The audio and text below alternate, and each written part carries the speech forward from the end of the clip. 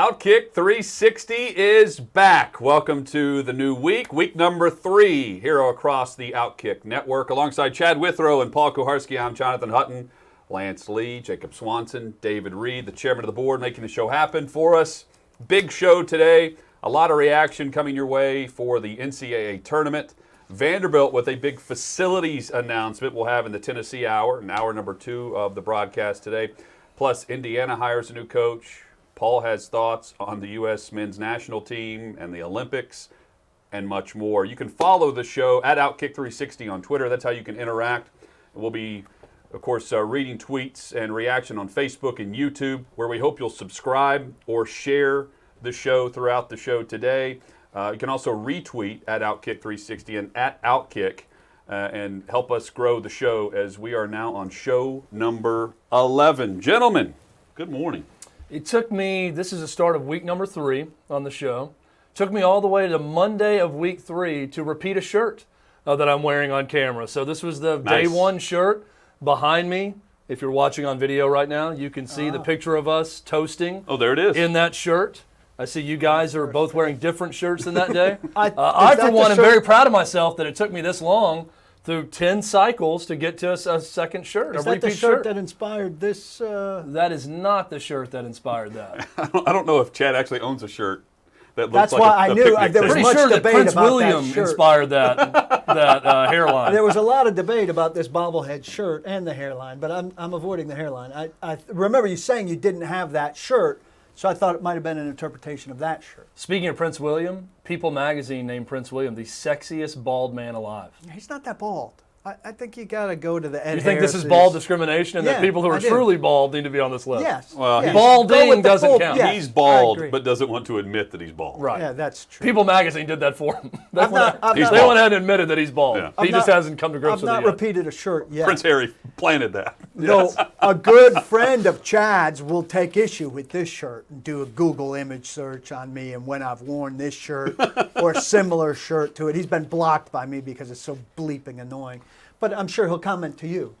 So he's a fashion police because he's so stylish. fashionista? Yeah, he's so stylish. So Don't talk about Paul's shirts. That's what we've With learned his here big to start the show. Big podcast network. how about college basketball over the weekend? Not thrilling matchups top to bottom, but it was thrilling to watch Chad nearly win his parlay. I was terrible with mine. My blood bank guarantee, not good. Not good for the family. And meanwhile, Chad nearly pulled off his, if not for Alabama yesterday, and then the day prior would have been which team? Syracuse Screwed you. really let me down. So I was thinking about this the whole time. Is it worse in a 3-game parlay? And we give our parlays every Friday on the show. Is it worse to lose the first one and have no suspense the rest of the day, or get really excited going into the late night game where you have one alive? You totally want to and go then to it the goes last downhill game. quickly. You totally want to go to the last game. You want to go to the last shot of the last game. Well, Syracuse let me down. I was looking good up until Syracuse. I'll say this, watching basketball over the weekend, if you do not love this Gonzaga team, you hate basketball.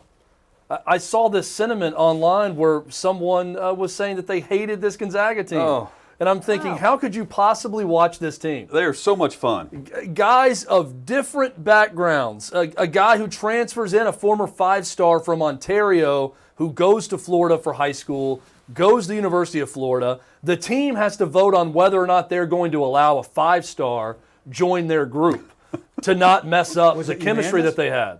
And Andrew Nimhart. He comes in. He has, I think, 17 in the game and just gets along perfectly with these players. If you love basketball, you're going to love watching Gonzaga play. Hopefully you've already been watching them. If not, now is the time. You've got 3 games left, I think, with Gonzaga this season. This is one of my favorite teams of all time. I think back to the early 90s UNLV teams. I have zero attachment to UNLV, yet Anderson Hunt to this day is still one of my favorite college basketball players. You want to talk about talent, and I think people automatically will say, well, this Gonzaga team maybe isn't as talented as great Duke teams or Kentucky teams. That's true in terms of sheer NBA players. But keep in mind, Gonzaga, they got 3 first-round picks in that starting 5 and 2 possible lottery picks in Kispert and Jalen Suggs. This team is very, very talented. They're stacked with NBA talent as well. They're very, very talented, but I will say that's the most chance that I've had to see USC, and USC is damn good, and I think USC can give them a game. I mean, you're going to get a game now the rest of the way, right? USC is really something to behold also. And I think they can contest some of the things that Gonzaga does, and I expect that to be, I'm not looking at a double-digit game there. I'm looking at some hardy competition. What's interesting for me out of the Sweet 16 weekend, guys, is Gonzaga's going to put up 80 to 90 points per game, and I've said that from the start. They are the Chiefs of college basketball. Kansas City, known for putting up offense. Defensively, can you hold them to 24 points, and can your offense do enough to win the game? For Gonzaga, they're going to put up 80 to 90, and can you match that offensively? We saw a lot of 50 and 60-point games this past weekend where teams are not doing much as far as putting the basketball in the hoop. Meanwhile, Gonzaga continues to do that. So if you're going to go shoot 22% from three, you have no chance of beating this team. None.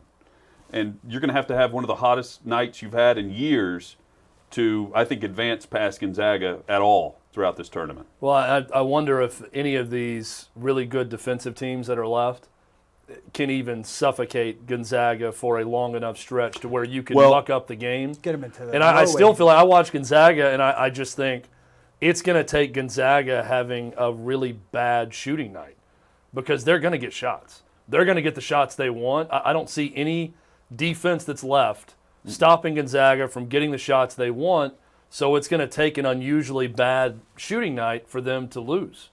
The other thing, and going back to your point, Chad, and I agree with you on if you don't like this Gonzaga team, what's wrong with you?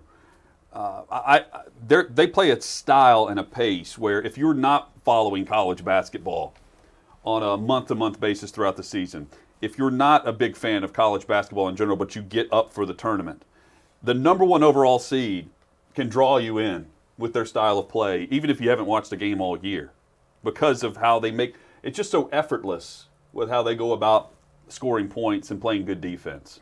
It's not a struggle with them, and they're up and down pushing the pace. You know, they played Wisconsin and Villanova, Baylor did, and that style really hampered Baylor's overall offense. Yeah. Gonzaga, I think, is the opposite. They can play any style that they're paired with.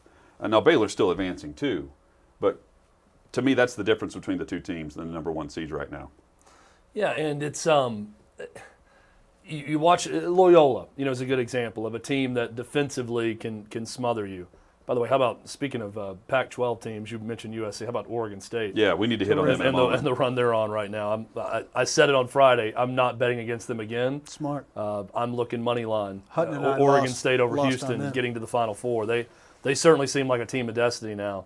But, yeah, it's just – so the NBA influence on college basketball, I think, is one that's this goes into another story with Mike Woodson being hired at Indiana. Bring in a guy who's never coached in college, that's an Indiana grad. You see it working with Juwan Howard at Michigan. Hasn't really worked with Patrick Ewing.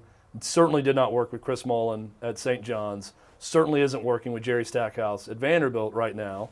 But when you bring in someone with that offensive NBA-style background, that it's all about getting shots up quickly, scoring as many points as possible. In the NBA, you're also working with 6 seconds less on a shot clock. So that dictates how quickly you got to get a shot up also.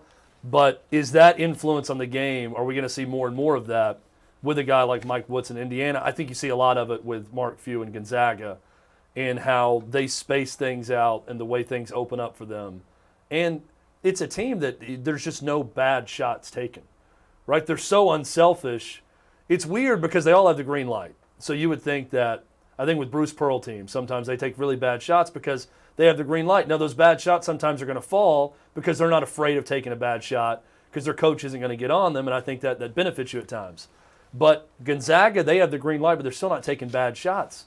And the way they shoot it, there's no bad shot on the team, right? Corey Kispert is a 91% free throw shooter, a 42% three-point shooter, and 50% from the field at 6'8". There's not a bad shot in his repertoire that he's going to take in a game. They're great to watch. I want to go to the team that we, I think, as a consensus, thought was the second best team coming into the weekend, Alabama. And that was a fun game to watch, but I disagree with the consensus that it was the best game of the tournament for two reasons. And it was the real first buzzer moment that we saw in the tournament, wasn't it? With a three-pointer to force overtime, which was a terrific shot. And I want to debate the lack of foul up 3 coming down for UCLA, which could have forced a two-shot foul up 3. But I have a hard time calling it the best game of the tournament when one of the teams is missing 14 free throws along the way, 2 of 8 down in the last 7 minutes. That's not good basketball, so it doesn't lend itself to a good game, though it may have lent itself to proximity. And then when it's a double-digit blowout in overtime, it's no longer a good game anymore. It might have been a good game getting to overtime, but you got to look at the entire body of work, right, for the game. And I never call in a game that's a double-digit result the best game of the tournament. Well, a game that goes to overtime in the tournament is among the best games in the tournament, period. He had a buzzer tying 3. That qualifies as March Madness among the top games good, we've seen. but then it was completely anticlimactic. The other one that comes to mind is Florida taking on Oral Roberts in the first round. Ohio State. Ohio State, excuse me. That's Yeah. the one that immediately jumped to mind for me. That was the best game because it was in the early games of the first day. Well, that wouldn't qualify for you either. Where because he missed free excitement. throws. He made the 2 free throws at the end, right? Yeah, it was close throughout overtime at that one too. So the overtime was closer. I don't think Alabama UCLA was the best game. I'll tell you what was going to be the best game, if the buzzer beater would have fallen, was Oral Roberts Arkansas. And he missed the that night shot before. That was a great game down the stretch, good. and that was a really good look. That shot felt for good 3 out that of would have his won it at the buzzer down was a great 2. game. That was a really good game. That was the best. I mean, that was the only buzzer beater of the tournament, though. And I was angry at Alabama because everybody had Alabama. I did. I think you did as part of a parlay. And I thought they were the second best team, and UCLA is really good. I was thrilled Alabama lost, quite frankly. Yeah. They deserve to lose. You The miss foul that many shots, free on the foul throws, shots alone. you're going to lose. And I don't think anyone's going to feel sorry for Alabama fans who have all the success in football that any fan could ever want I in a agree lifetime over the last 15 years. And then to have a basketball team that's dropped in their lap that wasn't expected to do this, to go this far, and to be this good, I don't think anyone's going to shed tears for Alabama. Was that Nance on that game? Last night? Whoever it was on that game said, was Cronin absolutely believes in fouling up 3. And then they didn't foul up 3, and he got away with one. Then at post-game, he said, I was just afraid of them heaving something up and getting 3 shots. Well, you got to be, obviously you have to smart foul. It was not Jim Nance. It was Jim Spinarkle, whoever And he's Ian with. Eagle. Ian Eagle. I think Ian Eagle said it. And Cronin said after the game, I do believe in that, but I'm just afraid of them throwing something up and getting 3 shots for throwing something up. But, I mean, your guys have to be smart enough to commit a foul that a guy's not throwing something up, near midcourt.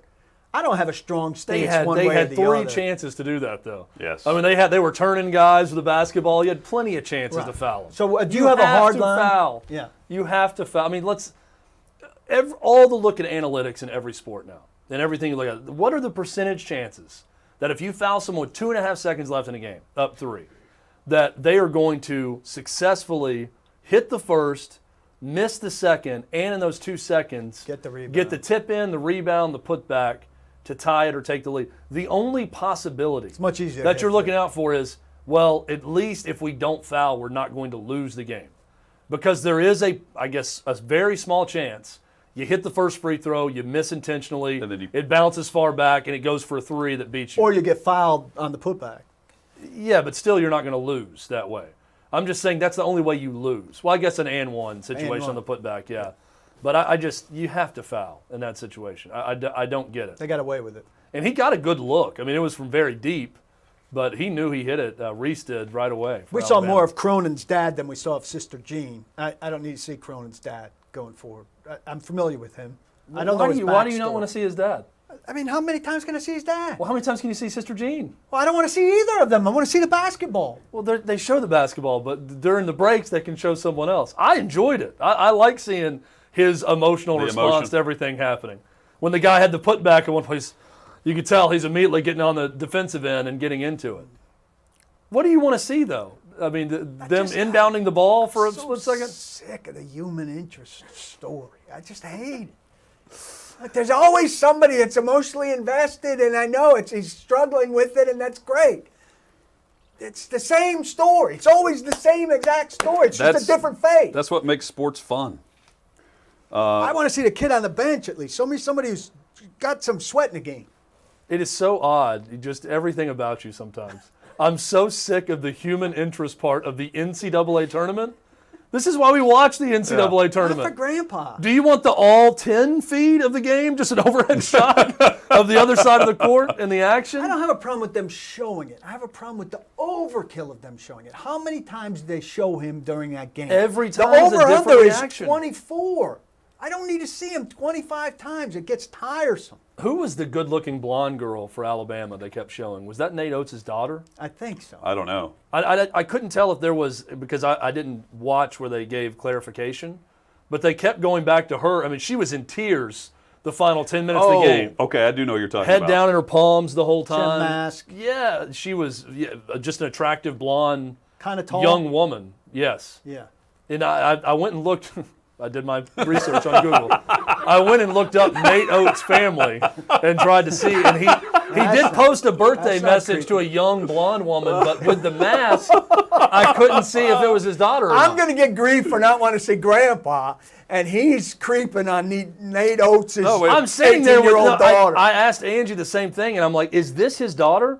Is that the same woman? How And we did she couldn't like tell because she had the mask on the whole time. Yeah. She If only doesn't she care. demasked so that Chad could creep She doesn't properly. care. We were both curious about who it was. Paul, at some point, That's not creepy at all, by the way. Yeah. If they're going to keep showing a blonde woman, I want to know who it is. Well, they should do a better So job. I'm going to look point, up, if is you this see- They should in do a relation better to job Nate Oates? identifying her. I agree with that. Yeah. If you see Or did they just the, find a good-looking girl and they just keep going back to her over and over if you see again? the same 5 people over and over, you're going to look up and see who's on your TV. Also, screen. does it make any sense how the fans are scattered? There's like these huge sections of empty, and then you go up to his family, Nate Oates' family, and they're 10 people together. Like, I understand that's the family Right. or whatever. I mean, it's I'm just family. saying, like, I'm saying, though, why are there these huge empty sections? Because they're like, these are the people supposedly you've quarantined with. No, I know, but why or whatever. can't, They're all why can't in they be groups. closer to the court? They're like way in the back, and there's nobody for 25 rows. I mean, why do the coaches wear a mask only to take the mask off to yell in the face of a ref or the players or Yeah. anyone else? I mean, all of it. You're begs right. They're in questions. the rafters. The Yeah, they're majority way of up the fans. You sit way up there where the TV view is way better, but we'll let you in. But way up there. You're right about that. The view cannot be great in the empty arena. By the way, hit us up on Twitter. You can Yep. communicate with us there. Paul's going to monitor the YouTube I'm chat, not. which I'm is not. always an adventure, that YouTube chat. We'll see how it until goes one today. of our people gives me an all clear, I'm not going back in. This to prove that someone out there is watching. If you know if that was Nate Oates' daughter or not, if you're an Alabama fan, please let us know, because I'm still not sure. I'll show you guys the picture, and you're going to be equally confused because it's tough to tell eye up if it's her or not when you see this picture. If you have any further details, We're going to get to the on- bottom of this mystery though before the end of the yeah, show. and if you have any further details on Grandpa Cronin, keep them to yourself. Heb, is that his nickname? Is it Heb? Is he Something some like famous coach or something? Hep? I think maybe it's Hep. Hep. Yeah, he's Xavier High School, St. Xavier, something like that in Cincinnati, legendary high school You basketball know who he coach kind in of looks like? Cincinnati. Goldfinger. You know, Let's see. AJ on YouTube says Bama sucks. Patrick, so glad the softening has ended, Paul, they say. And then Benjamin says hard PK. Thank you. Well, let me expand a little bit since they're enjoying it. Here is the common human interest story. This is separate of showing somebody in the crowd. This is a ESPN feature piece. Something happened to someone that was hard. Then they overcame it. There it is. I've summed it up for you. How many of these pieces can we watch? The guy hurt his leg. He couldn't run for a long time. Then he rehabbed. It was really hard. He got to know the nurse. His mom came every day. He worked really hard. He had a chocolate bar every day with the doctor at 5 o'clock. The doctor stayed late. Then gradually he walked. And then he played again. It's fantastic. It's the same story every time, different cast of characters. I mean, are they touching? Some of them are more touching than others. But it's all the same story. Somebody suffered something, then they overcame it. And now they no longer suffer. If this human interest story had to deal I saw with... one yesterday about a girl from Baylor. She had a tough landing, a tough landing. Big practice collision, tough landing. She was kind of semi-paralyzed from the waist down for a time. She got on a walker in the hospital. She said, "I want to go touch that wall." She waddled over there. This is terrific. She waddled? This was terrific. With the walker and the support of the nurse and everyone in the room, she made it over to that wall. Then she gradually turned around. Then she made it back to her seat. She gradually turned around and she sat back down. Then at practice, on the sideline, supported by her team, the thing that emboldened and strengthened her and gave her the power, she walked on the sideline, and then gradually she lifted some weights on the ground. She did some stretching. And then later, I hope someone's just tuning in was right doing- now for this story. she was doing some jogging. And then before you know it, she was shooting some layups. And then fast forward, I think it was 38 days, she was playing in a game. I think her name was Desiree. Desiree, it was terrific. I'm glad you're back and you're a key component in the women's national tournament. You, like everybody else that's featured in the ESPN feature story, suffered a setback, overcame it, and got back. Terrific. Couple big headlines now here. insert another name. Couple of big headlines here. One, Paul watching the Baylor women's game, which is a shock. It was halftime. Two, if that human interest story was on the terrible U.S. men's national soccer team that can't even qualify for the damn Olympics, Paul would be in here weeping about it if they beat whatever miserable Central American country weep. they probably lost to. Paul would be in here, "Oh my gosh, did you see the story about the midfielder and how he came back from injury?" I never come in on the human interest. You would. I come you in would. the game, overcoming in the game. I like. You're down and you come back. That's the story I want. The story of the game. When we come back, a very special new game on the show. Is this Nate Oates' daughter? I have visual evidence. If we can get our guys, Lance and Jacob, to turn it around quickly enough, we can post the picture that Nate Oates posted of him and his daughter, and you can decide for yourself, is this Nate Oates' daughter? That's a great game. The fastest growing game on our show. Also, we will give you the updated odds for tonight's matchup in the regional finals. Oregon State against Houston.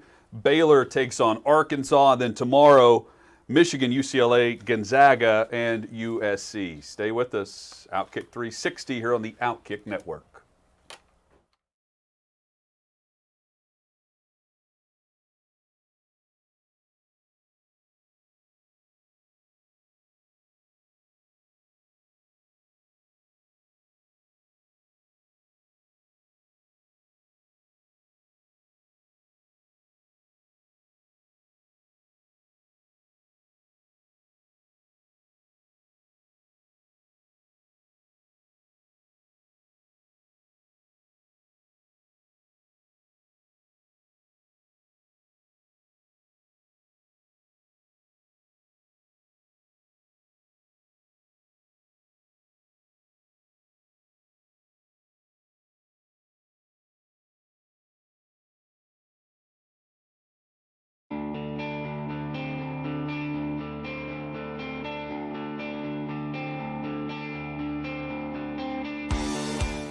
Periodically, we're going to tell you a little bit about what's on the shelves behind us. This is Greg Nettles, my favorite player of all time. Greg, spelled like Craig, but Greg. Now, a lot of you are very unreasonable about your favorites. This is where you could get to me. He's my favorite. 77, 78 Yankees, tremendous. He won Gold Gloves both years. Led the AL in home runs in 77. Gold Glove winner Aurelio Rodriguez in 77. Come on. Buddy Bell starting in 79. Come on, Buddy Bell.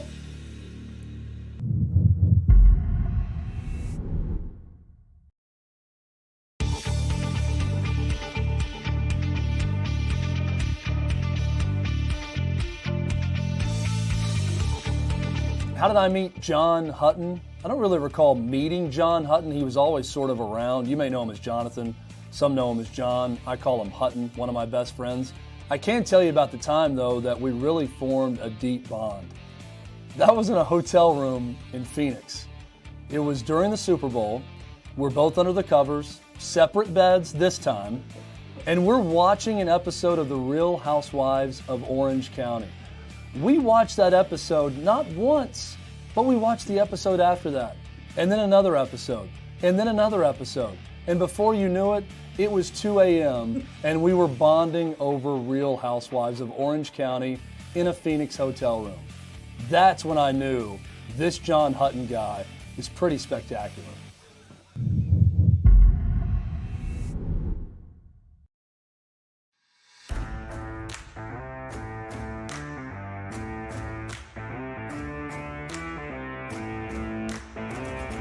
So I don't remember the first time I met Chad Withrow, but to me, he was a complete disciple of George Plaster, a piece of dinosaur radio in Nashville.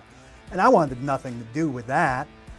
Hutton and I were going to be paired together, but we didn't know who the third guy was. Clay Travis called me, put in a word for him, and the boss wanted me to sit down with him, and we had a good chat. It went pretty well.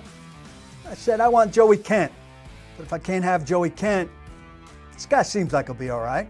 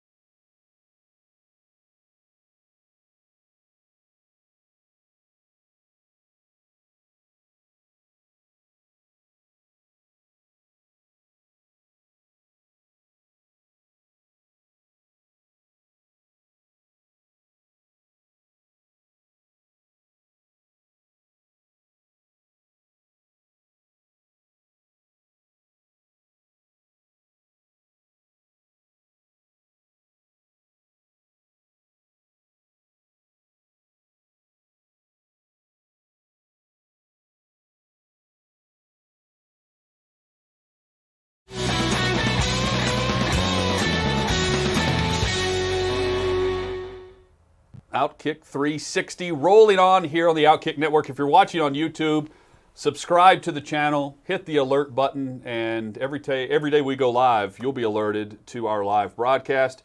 If you're listening this evening on Fox Sports Knoxville, a big thank you. And if you see the feed or the podcast on Twitter, give us a retweet at Outkick360. FanDuel.com/OK360 is the website to go check out. Download the FanDuel app. You can see all of the odds through the app for tonight's matchups. Simple download, quick login, and you see where Oregon State and Houston, where the Cougars are favored by 7.5 tonight. Baylor -8 against Arkansas.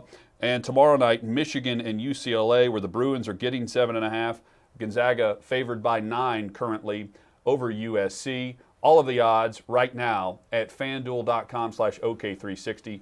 You get some great benefits by signing up through the /OK360 link. You know what I won on as all of my basketball crumbled? What do you want? Preds. I won on the Oh, Preds. I did too.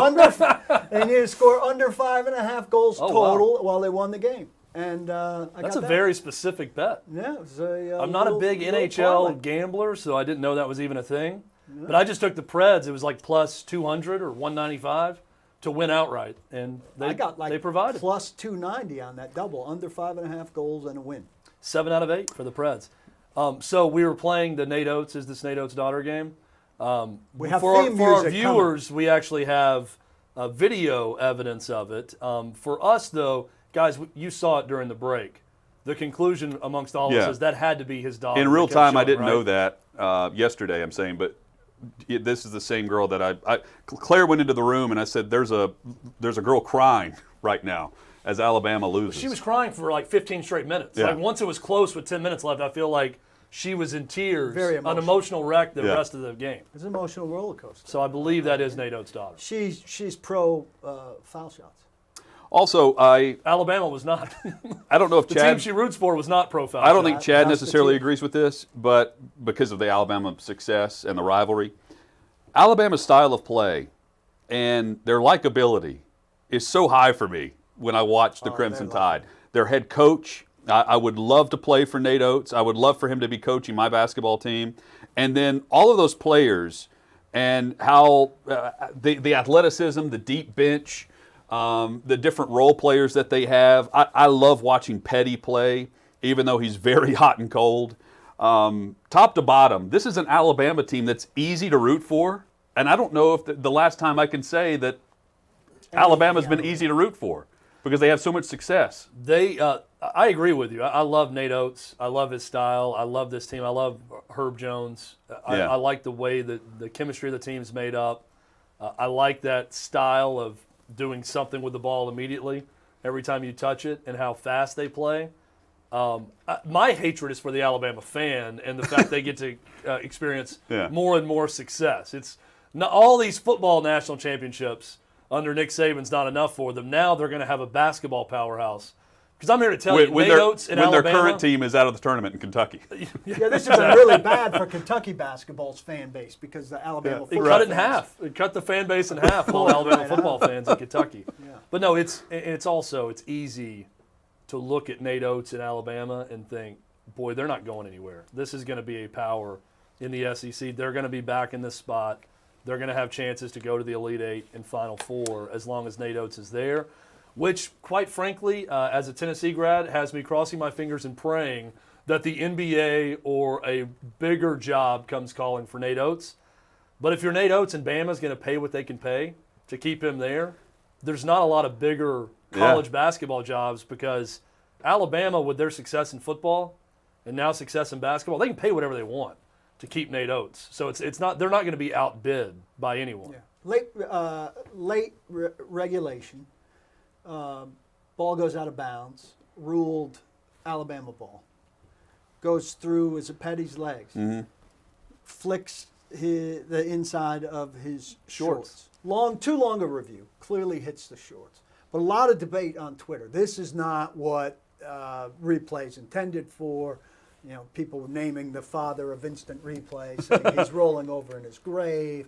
Now, I come down on the end, like, if you've got replay and it's intended to get the calls correct, well, then get all the calls correct. It did nip his shorts. They did get the call correct. But a lot of people saying this minuscule kind of thing is not what it's meant to do. It's not and minuscule with a minute 54 left in what, a one-point game? Massive possession. Yeah, Alabama was up 1 at the time. So I think we all together Tiger on that? Campbell had just missed Yeah. the front end of a 1-and-1 for UCLA. Alabama had the ball up 1, minute 54 left. It was the perfect moment for a review because both refs were looking at each other not knowing what happened. If it's 2:01, though, they don't review Well, it. you They had stick one with that it. thought it was going back to Alabama. You had one that didn't see it bounce off the foot of UCLA that thought he just dribbled straight out of bounds through his legs. I think it's the perfect reason for review. It is weird to me. The one thing I'll say is that, what was it, 156? And if it had been 2:01, they don't review it. So I hate inconsistencies like that quote unquote late in the game it's worthy of a review, but had it been 5 seconds earlier in the game, they don't look at it, and it just they have to sort it out amongst themselves without looking at a monitor.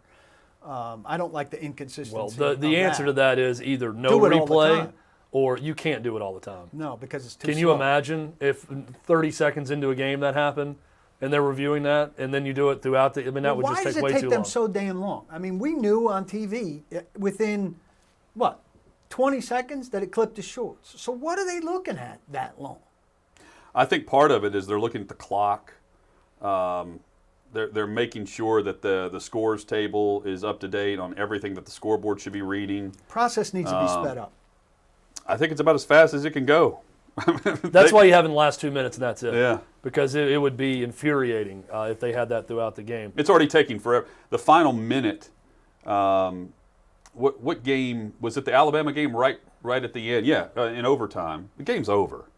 And it took 9 minutes to play that final minute. They started the Oregon USC game. It was 5-0 when TNT. they clipped. Yeah, They went ahead and flipped over started it, and I'm not complaining that they started the game, So late already. but it took 9 minutes to play the final 60 seconds of a game that was decided. Quick because spin-off. of the fouls and everything. I wish there was a way to speed that process up a Quick bit. spin-off on the replay thing. It's not a replay thing, but the replay official in the NFL, and this is going to be voted on this week, and it looks like clear in the owners' meeting, the idea that the replay official will have more leeway to just buzz down and tell the ref, hey, that's spotted wrong, or hey, his second foot was out of bounds, or things like that. Not quite to the eye in the sky degree that I think, collectively want, America probably collectively wants, but with some power on a broad thing that's obvious.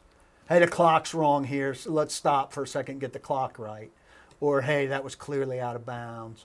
Or, hey, there's something mechanically wrong, the ball spotted incorrectly, which is smart use of that person in the booth.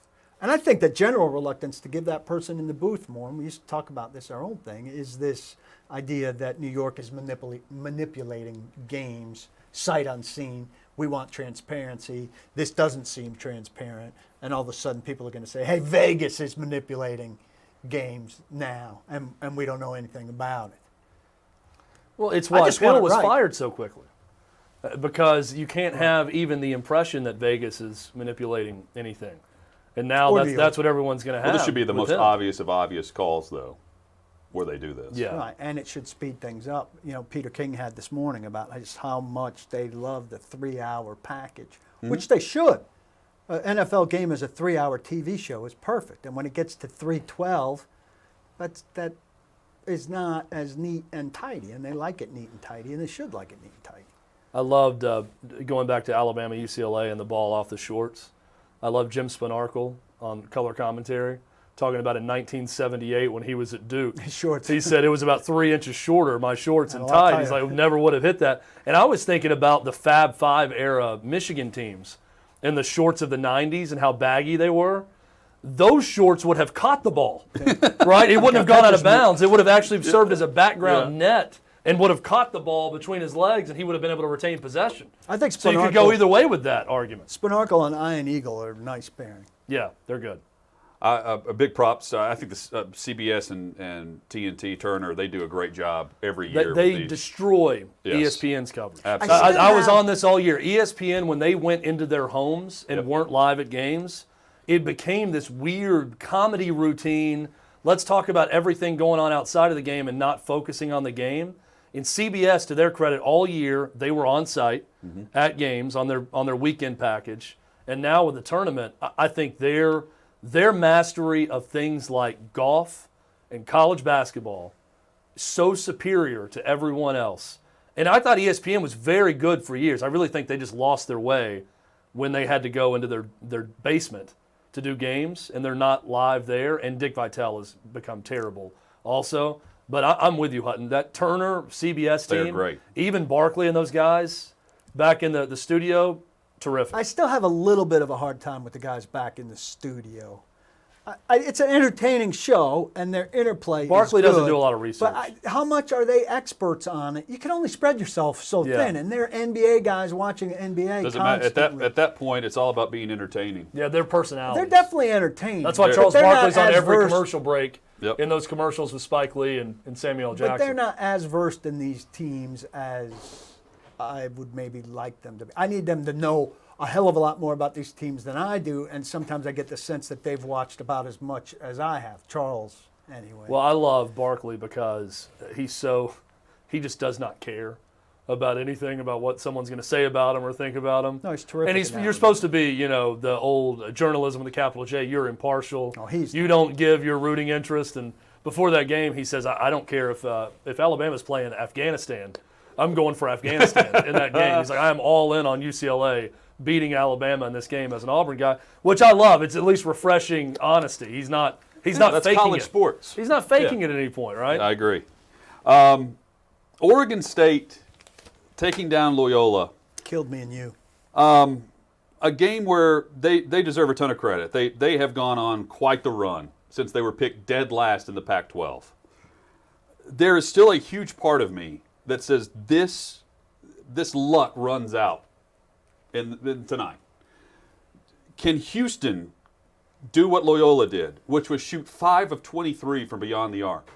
Can Houston do what Loyola did, which was not take advantage of a horrible, horrible start for Oregon State, where they barely scored any points in the first 8 minutes of the game? Both teams. Good teams put this team away in the first half. And to me, they have not faced a team that has come out ready to swing against Oregon State in this tournament. They've had a fortunate draw, but they've also made all those teams look bad. At some point, you gotta give them credit. I'm with you. Like, we were sitting there watching Oregon State dismantle Tennessee, and how many open threes did Santiago Vescovi miss? Open threes in the first half, and there's a lot of luck to it. But at some point, when teams keep missing and missing and missing, you're doing something right to either want them to shoot the open three or the right player to shoot it, or something. There's something in the water right now with Oregon State and the way they're playing and how they're clicking. Yeah. And I just refuse to bet against them for that. They're the Cinderella now, right? Reading the box score, Paul, Loyola missed 11 straight shots at one point. 11. And some of these are at the rim. I'm sitting there going, how much easier can you make it for a team that shouldn't be exceeding to the level we're seeing them? And look, I know I'm speaking out of both sides of my mouth here. They deserve credit for the run that they've been on. They're playing great. They are like 11-1 in the last 12 games against the spread. I mean, if you're in Vegas, you're all of a sudden you're betting Oregon State. But as you start to look at the teams that they're now going to face, it's hard for me to see where Houston goes on a cold streak the same level that we've seen Tennessee, Oklahoma State, and Loyola. Houston's a hard team for me to get a handle on. Boy, they look great against Syracuse. Boy, against Syracuse, they consistently had a guy in the middle of that zone, not just, a lot of times you'll see somebody get in there and touch the ball, to redistribute or whatever. That guy that Houston had fielding the ball there had a plan every time he touched it. Going to the rim, feeding to cutters, whatever. Yeah. They figured out that zone better. You can't let them collapse people. on you. You've got to get it and go when you're the point man in the middle of the zone. They were doing the 0.5 second thing with that guy. Yep. And whoever was in there was terrific. They figured that thing out. And once they figured that thing out, Syracuse is dead, right? Syracuse wasn't giving them problems with that at all. So they played terrifically well against that, and they deserve a lot of credit. I have this terrible thing where, and you guys know this, I can't wash moments out of my mind for certain teams. So Houston did something, the Rutgers game, I can't get out of my head. And so I overscore that game for Houston, and no matter what they do after that, I score them down. So what I need to do is just stay away. Stay the hell away from Houston. There's a part of me, going back to that Rutgers game for Houston, to me, guys, that's the game that they got away with. Right. Yeah. And you usually get away with it. You survived a really bad performance. If you survive that really bad performance, that's the baseline now. And if for you've them. already got it out of your system, you're in good shape, right? Some of these teams haven't had that game yet. Yeah. So it's coming. Well, it's and I'm blanking on the college basketball writer, but someone had a great observation and said, shout out to Jim Boeheim for 40 years now making what is a men's rec league defense look fashionable with the 2-3. It's what you do when you're tired, right? That's what when you go to play in a men's league game. No one's going man-to-man. You're just going to sit in a 2-3. Well, and it's what Jim Boeheim has perfected. It's a lot better than a men's rec for sure. league And defense. they always have the link to be able to play that 2-3 and be effective at covering a lot of different people with it. I still don't buy Houston. It's not because of one moment, the Rutgers game. I feel the same way. I can't buy Houston. Now, they don't look Kelvin like Sampson's also been accused of a lot of things. Being a bad basketball coach is not one of them. And he has done a remarkable job with this Houston program. I like Oregon State, though. I really do. Ethan Thompson. You like the money line or do you like the points? They're a 7.5-point underdog, I think, last check, maybe 6.5. I like Oregon State outright. I think they're going to the Final Four. I take Oregon State in the points, but I'm not taking the money line on this game tonight. I think they're going to win. Ethan Thompson is having a special run, and he's one of those players that he can hit bad shots. He hit some threes against Loyola that was well defended, and he was able to knock them down. Also, I really like him. A request nationally tonight. Can we give a national eye roll whenever these broadcasters mention that Oregon State has reached the regional final for the first time since 1982, but oh, by the way, that season was vacated? Get that out of here. They're mentioning it because it happened, and it's not some punishment that they took a banner down. But in 2021, we are referencing a season that was vacated in 1982 as the last time the Beavers made it this far. Here's what's crazy is I feel like it was like 79 they said was their last win in the tournament. Yeah. So in that first broadcast, remember I referenced that, how does Oregon State go that long? Right. So the first NCAA broadcast team was CBS, would not acknowledge the 82 season, and then from then on out, because I heard, they were in the Elite Eight in 82, and I'm thinking, I thought they hadn't won a game since the 70s. The studio shows, and Gumbel's having to do this because, technically, it's been vacated. It's like dealing with But they're like, for the first time since 1982, a season that was vacated, Oregon State has reached the Elite Eight. I'm thinking, they reached the Elite Eight. So I don't talk know. like that about Kentucky. Stop with that. Maybe I'm just weird this way, but when I hear stories like that, I just immediately want to go and Google what Oregon State was doing in 1982 to get a vacation, to have something vacated. That's not was a it like a vacation. lumber mill controversy where they gave guys fake jobs at a lumber mill close by Corvallis and they were paying them money that way? Was it like Probably. 82 Cutlass Supremes they were handing players? I want to know what Oregon State hoops was up to in 1982 to warrant having a season vacated. So Oregon State and the points tonight against Houston. The second matchup tonight around 9 o'clock Central, 10 o'clock Eastern. Tip-off between Baylor and Arkansas, where the Baylor Bears are favored by 8 points. The Arkansas Razorbacks, the largest deficits that they've faced throughout this tournament. They trailed by 14 against Colgate. They trailed by 10 against Texas Tech. And in the Sweet 16, they trailed by 12 against Oral Roberts. Came back to win, of course, all 3 of those games because of their style of play. But I actually think the style of play of Arkansas fits Baylor much more than what Baylor has already been able to overcome throughout their tournament run against Wisconsin and against Villanova, which slows the pace down. They want less possessions. Arkansas wants to pick up the tempo. And to me, that plays right into Baylor's hands tonight. I think that this has blowout potential. I really do. I think that Baylor could handle Arkansas. And I love the way Arkansas plays. Arkansas, a lot like Alabama in that, you saw it last night, no lead is insurmountable. No. Right? The way they play, They're the fun. way they get hot. How many 8 or 11-0 runs were there in that game? On both sides last night with UCLA and Bama, you're going to see that in every Arkansas game where they're going to go on a big run, they're going to surrender a big run. But I'm with you. There's something about this Arkansas team that gives me pause in picking Baylor to roll in this one. But when I look at both teams and the way they play, I think Baylor has the opportunity to suffocate Arkansas a bit in this game. So I would take Baylor -8 and Oregon State and the points tonight. If you're going by my record of the weekend, do the opposite. So that's what we need through FanDuel.com tonight. Coming up. I can't find anything on why these wins were vacated. A lot of information on them being vacated, but not. Let's just make it up. I like the lumber mill controversy. Lumber There were mill fake jobs at a lumber mill outside of Corvallis, and that's why they got pinched by the NCAA.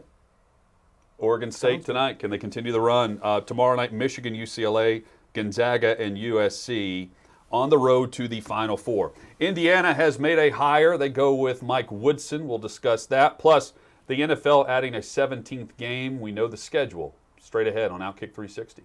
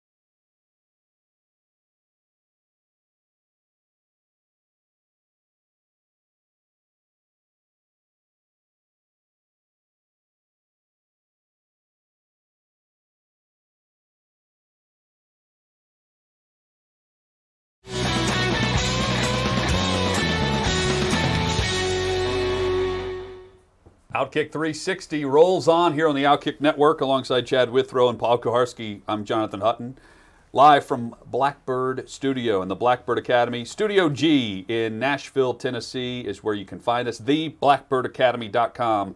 For more information, if you're interested in going to school for studio engineering, audio production, and just quality education on all things in studio and on the road, theblackbirdacademy.com for more info. I know you guys are like me and share my great relief, you too as well. The Ever Given is free in the Suez Canal. I thought about you when I And saw that story, maritime Paul. shipping is going to be back to usual in just a few days once all these boats The box get is not through blocked there. anymore. I don't understand how that piece of the Suez Canal is so narrow. Like, I would think it's got to be two-way shipping at all times, but clearly it's one-way shipping right there for a boat of that size. Now, I was following this story very closely.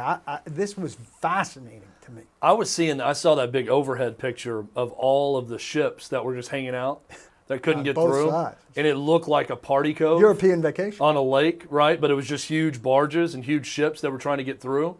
And I like you, was thinking, how can they all fit in the canal, all these ships, and there's one ship blocking something this big? But clearly there's that small little opening at one spot. So good news, Paul. And And, you it's know what also good fixed it? news for your theme Yeah. on the way out of He every stopped show. blocking the box. You know what ultimately fixed this thing? Not humanity, but the earth in operation, the tides. The full moon came, the tide rose, and that is what ultimately fixed this problem. Though the dredging helped and the tugboats helped a little bit. I think there'll be children's books written, new tugboat books about the helping. Little known fact, Jacob, who works with us, actually hates the environment. He told us that before the show. It was an He used to- amazing that- revelation. Could this not be a great episode of something, if not a series, about a guy wearing a "I hate the environment" shirt working at a record store? Like a hippie, And the conversation like a that hippie this- vegan juice bar God. / record store also. Fantastic. That's what Jacob Just did. this guy's got a lot of material. Not many people like the Indiana hire of Mike Woodson, the current Knicks assistant. So Brad Stevens and Chris Holtman reportedly turned down the option to take the Hoosiers job. So they go with a former Hoosier who has spent 25 years coaching in the NBA. No college coaching experience. But the former Indiana Hoosier returns to his alma mater and will be the head coach at Indiana. Again, current Knicks assistant, former Knicks head coach, Hawks head coach. He's getting a "I hate the Mike Woodson" hire shirt. Yeah. To go with his "I hate the environment" shirt. You know, here we go. You know, there are a lot of people that are pointing to Juwan Howard and his success for a reason why Indiana can have success. The problem with Indiana right now is in-state recruits are choosing Purdue over Indiana.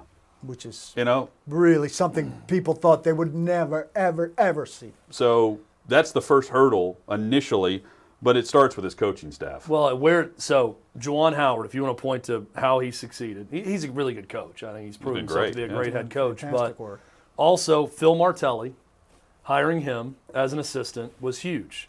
Someone with a lot of head coaching experience. What did Indiana do alongside this? Thad Matta is going to be.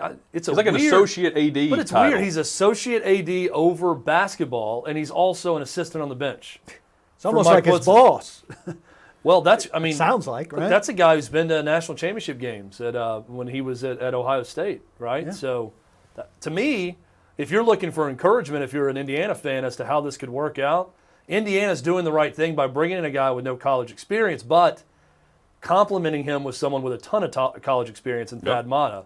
So I think that part of it was smart for Indiana. It's something, we're going to talk a lot of Vandy in our Tennessee hour, but Jerry Stackhouse is the opposite example. He came in thinking he had everything figured out, former NBA star, professional roots as a coach, and didn't hire the assistant with head coaching experience in college. Didn't hire an assistant staff with a lot of college experience. And we see what that's done for Vanderbilt so far. On the flip side, Juwan Howard is the success story. Patrick Ewing, maybe in the middle somewhere. Chris Mullen on the opposite end being bad. So I do like that they hired Thad Matta to go with this. A little confusing about his title and what all he's doing. It's almost like he's the boss of Mike Woodson, but he's also his assistant. So it's two different hats that he's wearing, since he's the AD over basketball, but also his assistant. But I like that part of the hire. I guess I could see why Indiana's doing this based on the fact that Indiana has hired a few top-flight college coaches from elsewhere and continued to stay in the rut that Indiana's been in. These people haven't been able to get them out of it. So they're going outside the box to something different. But I'm not hearing Indiana fans celebrate that thinking, and the administration catching more heat. Generally speaking, though, the decision to go to an NBA lifer to come in and coach the college program does not work out. Or just having someone without that college coaching experience, not just the NBA lifer. We're all pointing to Juwan Howard for recency bias, but there are great examples throughout the last 10 to 15 years of those that have not worked out. Chris Mullen comes to mind. Avery Johnson comes to mind at Alabama. There are others that we could point to. Lon Kruger was back and forth pretty much, right? Yes, but primarily I think of Lon Kruger as a college coach. There are. He's a college coach who went to the NBA and then back to college. Yeah, there are other examples, but to me, this is all about the staff he can assemble around him, because high school kids in Indiana, I don't think, grow up wanting to go to IU right now. It's a similar focus with some of the top recruits in the state of Tennessee and Tennessee football. They're just not top of mind the way they used to be. And that is the first hurdle in getting Indiana basketball back to a state where everyone expects it to be. If you're in the state of Kentucky, you still grow up wanting to go and become a Kentucky Wildcat. I don't think it's the same way for the Hoosiers right now. And that's unfortunate. It's a long climb back. But the thing about basketball is it only takes a couple kids. Yeah, you get The that long one climb recruiting back class. starts with one 5-star. No, you can be set with that one guy. And the reason why the NBA, it's not as much coaching style and mentality.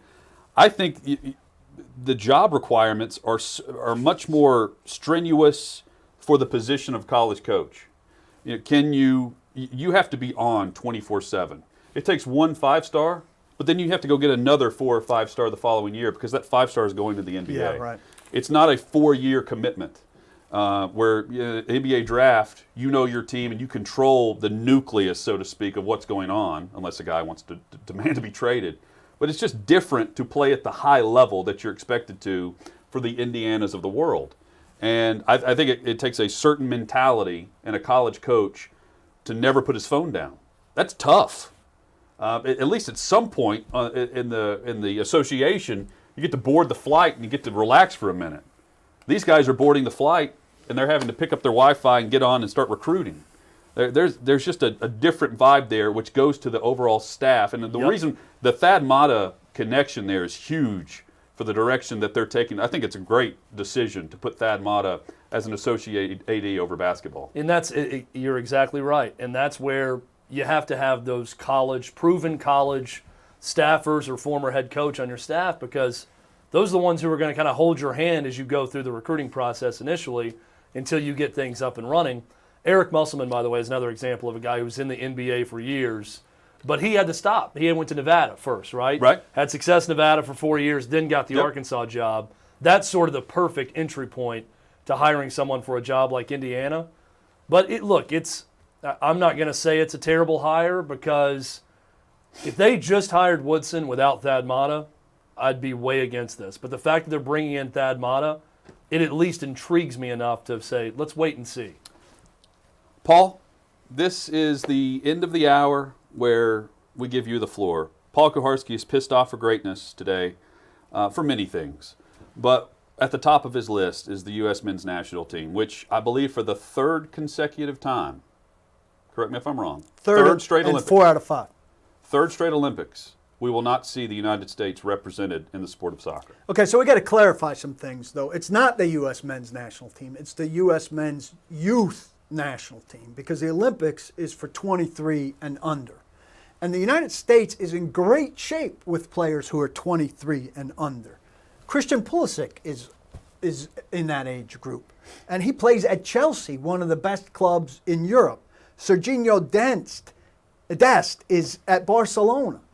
And Weston McKennie is at Juventus. And we've got a bunch of guys at great clubs. So we're almost punished for being good at that age and sending these guys to these clubs, all right? And two of those guys played earlier in the day against Northern Ireland with the men's national team in a friendly, which was in Europe because our European-based guys were released to play on an international weekend. So it's not a priority, you're saying? Well, it is a priority because we need to get into international tournaments, and the World Cup really is the second biggest international tournament. But everybody, Olympics, you're saying. Yeah, second biggest, Olympics. Yeah. But everybody kind of qualifies for it without maybe their very best, and our very best are very good. But we should be able to win with the guys that we had in this tournament, who didn't play with the fire against Honduras yesterday, that Honduras played with. It clearly means more to Honduras. We make a huge gaffe, then we can't break through. And the thing is broken in that, you know, it's us sucking, number one, and repeatedly not finding a way to get through. But it's also the fact that you've got to be released for a month to go to this qualifying thing, and nobody the quality of the guys that I'm mentioning is getting released for a month to go Olympic qualify. Nobody wants to be released for a month to go Olympic qualify. You're earning your career at Chelsea or at Barcelona. It'd be a joke to be released for a month. So you've got to have second-tier guys. Now, MLS, some teams didn't release players. Atlanta didn't release players. Now, that's ridiculous. If you're the domestic league, to not release your players, to go get qualified, your country released for the Olympic qualifying tournament. So there's a mishmash of reasons why it doesn't happen. The people who were there are good enough to win. You have to get to the semifinals of the tournament to qualify for the Olympics. We failed to do so yet again. And we need to be in that tournament so these guys have what? So that these guys have experience in an intense international tournament so that we could qualify again for the international tournament, the World Cup, so these young guys could have that experience. Whether Pulisic is released to play in the Olympics or not, some guys will be. It'll be valuable experience. And yeah, we have to put more of a premium on it. And then the big thing is, somebody like me has to fill you guys in on the fact that this isn't our best. These aren't our best people, right? So it's a huge black eye for U.S. soccer because most people think our best guys couldn't beat Honduras' best guys to get into the Olympics, which isn't even the case. I don't understand why the mentality for the country is different when it comes to basketball over soccer.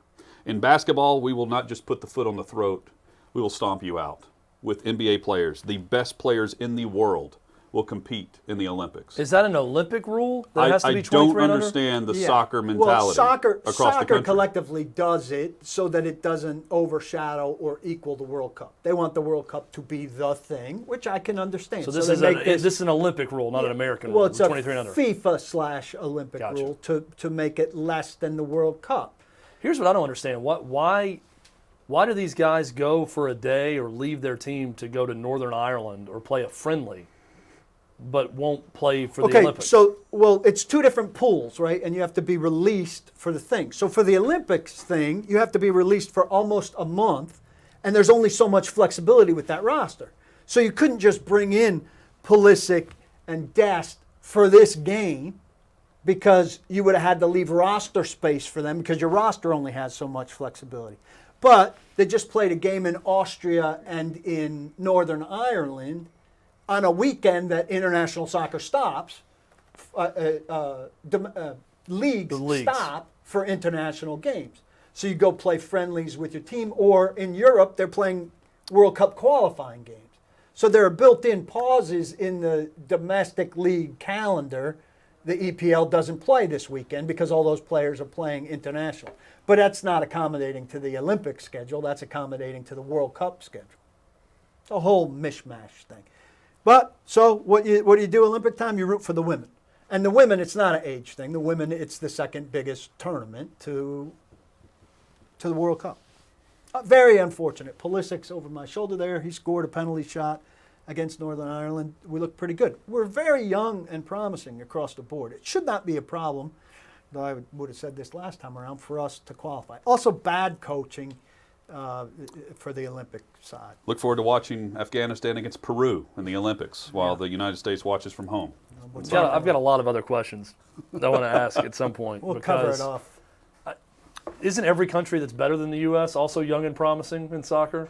Are they that much better, younger than these other countries? Honduras doesn't have 23. I'm not talking about Honduras. I'm talking about actual good countries when you get into the World Cup level.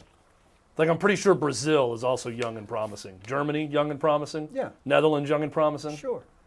I'd love to get to a point where the young and promising for the U.S. is equal to those great soccer countries. Well, a lot of these guys can also play at home or close to home, and our best guys are playing overseas. Coming up, the Tennessee Power Hour. Hour number 2 includes Vanderbilt with an announcement earlier today about a $300 million facilities project. We'll tell you what's important and what raises an eyebrow with their announcement. Plus, we get to a variety of topics across the state of Tennessee. The Preds continue their winning streak, and we get to Vols spring practice, some news and notes from the weekend. Straight ahead, Outkick 360. Stay with us.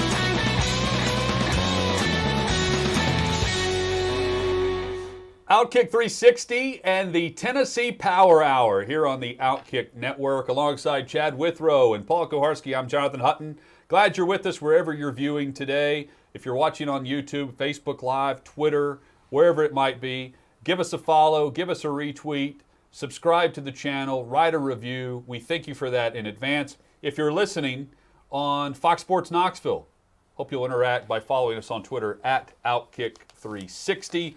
FanDuel.com/OK360 is the place to place your bets for the tip-offs tonight in the Elite Eight and also tomorrow night's matchups as Michigan and UCLA battle and Gonzaga and USC. Tonight, our picks, Oregon State plus the 7.5, Baylor minus the 8 against Arkansas. For our Knoxville listeners, also on Fox Sports Knoxville, Fan Run Radio, stay tuned. We may have an announcement in the coming weeks about a special event in Knoxville, so stay tuned for that. Vanderbilt with an announcement earlier today. $300 million facilities project. If you're familiar with what Vanderbilt has done or what they haven't done, maybe more importantly, over the years, this is big news for the university and the athletic program. But we're going to go a few layers into their announcement for facilities, what it means for an off-campus project, which I don't think that's happening, what it means for renovations to Vanderbilt Stadium, and the rest of the athletic program, and the key money invested with all of this. Guys, $300 million on paper, that's a step in the right direction. What stood out to you this morning with the announcement, the major announcement, that Vanderbilt is actually going to put money behind the athletic program moving forward? First thing that jumped out to me was the fact that they've gotten away from this archaic system of athletics can't contact donors to get money specifically funneled in for athletics. And that started with a $10 million donation from John Ingram. That kick-started the $100 million they raised. So $100 million from donors, $100 million given by the university, which Chancellor Daniel Diermeyer essentially said it's like taking money from one account, moving it somewhere else, and immediately spending it. And that's what they're doing, that $100 million. And then they have $100 million yet to be raised with this new fund they announced at Vandy. This is great news for Vanderbilt fans. This is a legitimate commitment to doing something. Now, when you look at the financials of this, $300 million, what does that get you? They're talking about a basketball facility, not an arena, but a basketball practice facility, locker rooms, training center, everything else. Yeah, operations center, I think they're calling it. Football operations center, same deal, indoor, all of that. And then also improvement to premium seating at the existing Vanderbilt Stadium. Now, I was looking up Northwestern because that's one that has a similar academic profile to Vanderbilt. $270 million they spent on the football facility alone. Now, granted, this is the Taj Mahal of football-only facilities. But when you look at that, Vandy's giving $300 million and trying to do three separate things. So what do these look like in the end? We don't know. There's no plans yet. They said, after this summer, or maybe this summer they're going to release some plans moving forward, Paul. But regardless, it's great news for Vanderbilt fans and for anyone in the SEC that's been rooting for Vandy to finally invest in athletics. Yeah, I'm excited that they found an avenue to get this money. That's, to me, is the biggest development here. I think maybe all three of us agree on that. They've tapped into donations that they previously overcomplicated, where you can't go to a certain kind of donor for athletic money, where they kind of cordoned off all of this stuff. And you couldn't even go ask, which has been a ridiculous kind of wall. So they've scaled this wall, or they've knocked down this, tear down this wall. They've torn down the wall, at least in this one instance. So that's a good start to everything. I'm surprised that they make this announcement, and Joe Rexroad had a story in The Athletic kind of as a precursor to this coming out in advance of the announcement, that they don't have even a hint of the footprint, which suggests that I'm sure they have a couple ideas of where, but that's the first question that comes out of this is where? Because the Vanderbilt footprint doesn't lend itself to a lot of space unless you're putting a parking deck under this thing. We know they've got some good parking lot space, but that's also necessary parking lot space. Yep. So unless you're building a facility vertically on top of some significant parking, there are very limited places to put these things. And that's the biggest curiosity now, that I think if you read this stuff or look at what they've had to say, the immediate question is, where are you going to fit this stuff? Because these are major square footage buildings. If you're talking about, even if you've got just a football field square footage thing, and you're building up on top of that locker rooms or whatever, where are you putting a football field footprint? Well, so let's run through the announcement for the different facilities that have been mentioned. Football Operations Center. The facility will house team-specific needs such as meeting rooms, offices, training room, what you would expect for a football facility, right? Expanding the McGugin Center, which it will include a new sports performance center. An indoor football practice facility, full-length practice field adjacent to the outdoor practice fields. Basketball Operations Center with practice courts, a weight room, locker room, offices, and more. And this will be for men and women's basketball. Upgraded stadium fan experience, which will include improvements for premium seating options, hospitality space, upgraded food and beverage options, and other fan amenities. So Chancellor, let's go for a second. Yeah. Adjacent to the outdoor football practice fields, there's a street, and the track, and the McGugin Center. So there's no room anywhere adjacent there to build a indoor football practice facility, literally adjacent. Am I wrong? I don't know if they're building a new facility as much as they are upgrading the current building that's there. Well, it sounds like it's separate of that building. So, Which it sounds like that building's going to be turned over to non-intercollegiate athletics.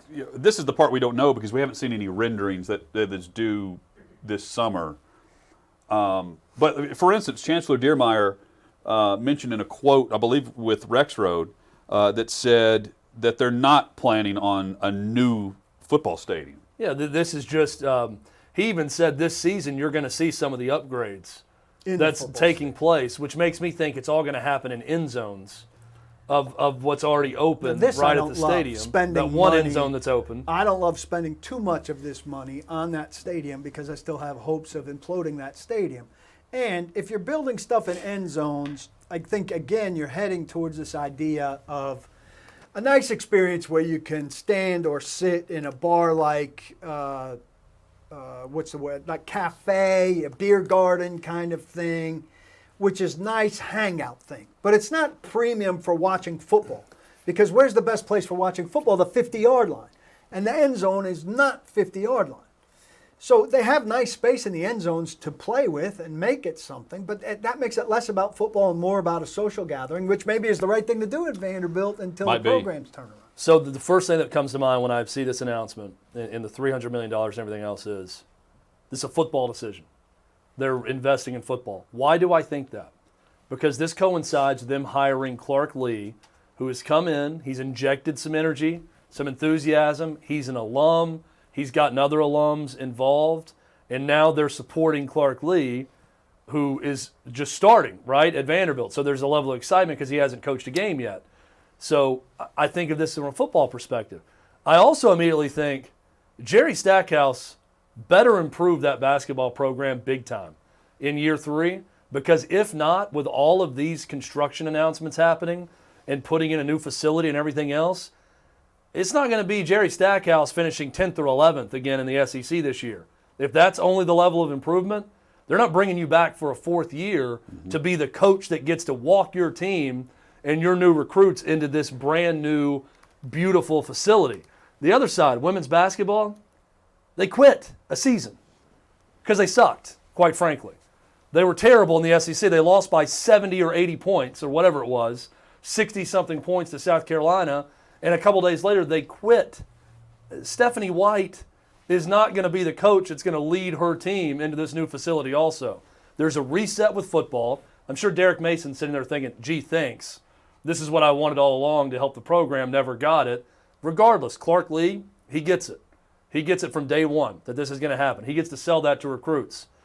The next step, Jerry Stackhouse better improve this year to show that he's worthy of these new facilities. If not, you're going to have new excitement with a new men's basketball coach. I think it's inevitable you're going to have a new women's basketball coach at some point. And then you really get excitement drummed up with new facilities, right? Because the first thing that pops to mind with this is football is new now. In football, you're going to get a reset with a new coach, and now you're going to get some new facilities. I think Wolfpack Brad on our Twitter Periscope feed says they should look at what NC State did with the end zones. It might help. And Murphy Center was a huge upgrade. He's talking Murphy Center there. What did they do at Middle? They built a practice facility that connects to the stadium. That is right next to the stadium and in between the football stadium and Murphy Center. So they have more room. But then they also, within the bowels of the Murphy Center, upgraded their basketball programs on opposite ends. So they have they have a true separation of the two programs, where a lot of money was invested into Rick Insel's program on one side, and on the other side you have what Kermit Davis built. So there is, for lack of a better way to describe it, the separation of powers on the campus. They're all pointed towards the athletic department, which is still there in the Murphy Center, but you're not all sharing the same facility as much as you are at, for instance, Vanderbilt. I don't want them putting too much money in the stadium.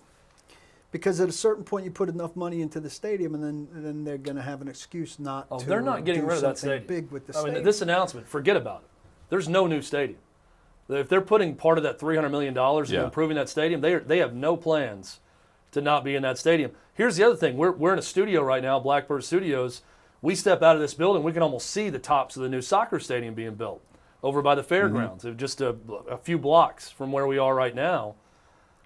That's not going to be used for Vanderbilt football either. Remember, that was the thought, because John Ingram owns the soccer team. Maybe Vanderbilt football will share that facility. That's not happening either. So get used to the idea of Vanderbilt Stadium is going to be around for a while. Use it temporarily, or are they going to do the Memorial Gym also? That would be the next step, right? That's the thing with these announcements. Typically, if a university makes an announcement, and again, this is where Vanderbilt's different from the rest of the SEC, you have a big press conference to announce a baseball stadium upgrade or a football facility upgrade. You don't make a $300 million announcement. You do that at Vandy because all of these places need to be blown up and rebuilt or built on top of each other. So they're making one big announcement, where most places you're talking about piecemealing these announcements together. So I think the next step, while I love Memorial Gym and want it to stay, there's some things that need to be done at Memorial Gym. I think aesthetically, I think around the concourses, air conditioning, they need some things done at Memorial. Maybe that's the next step, but really the next step right now is raising $100 million more to complete this project. Still, it's hard today to nitpick what they're doing because it's a big step. It's a huge step. We have preached for years that they need to back the athletic program more than what they were doing, which was practically nothing. They're doing that here. This is a step in the right direction, and here's hoping that 5 years from now, we're discussing another $300 million upgrade to that campus from the athletic spectrum, because that's going to be needed. This is just the start, because there are some of the facilities behind the scenes, like you mentioned, Chad, with just the athletic facilities that are in drastic need of repair and upgrade, or just something brand new, a refresh, that we're not even talking about the stadium. Like, that's down the road. What they're doing now is just repainting some things at the stadium. That's what it seems like. This is good news for Vandy. It is. Not to nitpick about it. That's $300 million that's going into athletics. That's great news for Vanderbilt fans. Here's the other bit of good news. If Clark Lee can win at Vanderbilt, there's going to be more to come. James Franklin got a new facility built in 2013 based off of his sweat and their wins at the time. When he came in and started winning, he worked hard and got that built. They're putting $300 million in before Clark Lee coaches the game. So if he can have some success with this, that's going to lead to more spending from their donors. That's going to lead to better facilities. It's going to help everything in the end. By the way, Ricky in West End on Twitter, and you can hit us up on Twitter at Outkick360, says the indoor practice facility will be built on top of one of the current practice fields at Vanderbilt. Oh, okay. So that solves some of the space problems. Yeah, that makes sense. Here's the thing about Vanderbilt. Still not much space there on one practice field. Yeah. But yeah. Here's the thing about Vanderbilt is, and we talk about this over and over, and the thing that's going to hurt them in the long run, which they have to fix now. You go to a Vanderbilt game, and the core Vanderbilt fan is a gray-haired guy, right? It's an old fan base. Mm-hmm. And you don't see kids coming in, right? So you have to change a lot of things to get a younger fan base. Well, what does the old gray-haired guy probably have? Money. get the money out of the old gray-haired guy in order to make the investments in the program that will attract his grandson before it's too late, right? Because if you don't get his grandson, what's the future of the program? I mean, it's hard to see an SEC program die and wither on the vine. To me, though. But Vanderbilt, I'm not saying it's die. It's always going to be self-sustaining to a degree because of the SEC money that comes in. But unlike every other SEC school, as a private school with the graybeard fan base, it's facing a challenge that other schools don't face. So you got to find a way now with the new administration to get that old guy's money to help finance, plus the endowment. I mean, schools don't dip into their endowment. That's why they're everlasting, right? But we can't help but say, for a university with that much money, how do you need? Where is their endowment, Chad, compared to Texas A&M and the SEC? Is A&M's number one? Yeah, A&M won, Vandy two, and that's more good news though. They're dipping into that $100 million of that's coming out of the university. Yeah. So that's good news. They're coming off the money, so to speak. They're coming off their wallet finally for athletics, which is not happening. Well, and this is a step in the right direction because Chancellor Dearmeyer recently took over and said he wanted to have more of an emphasis on athletics. That's huge because he's putting the money behind those comments. And Candace Story-Lee, for the job that she's done since she took over, this is a huge feather in the cap for her and the leadership and the direction of the program. And it's always, it's the chicken or the egg discussion. Do you put the money in the facilities or do you put the money into the stadium first for the fan experience? And I don't disagree with what they're doing. They're building and starting with the core, much like a football team would start with the offensive and defensive line in the trenches. They have to upgrade that area first and build inside out. This is as much about recruiting the younger players, Paul, as it is recruiting the young fans.